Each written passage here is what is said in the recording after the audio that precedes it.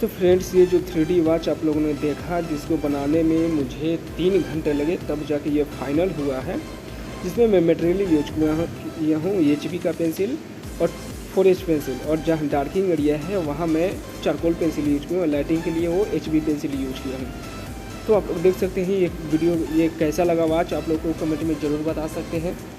और मेरे चैनल को आप लोगों ने अभी तक सब्सक्राइब नहीं किया है तो जल्दी से जाकर सब्सक्राइब कर दीजिए, बेल आइकन को प्रेस कर दीजिए, ताकि हमारा कोई भी वीडियो सबसे पहले आप तक पहुंचे। तो मिलते हैं हम लोग नेक्स्ट वीडियो में नेक्स्ट टॉपिक के साथ। तब तक के लिए टाटा बाय बाय।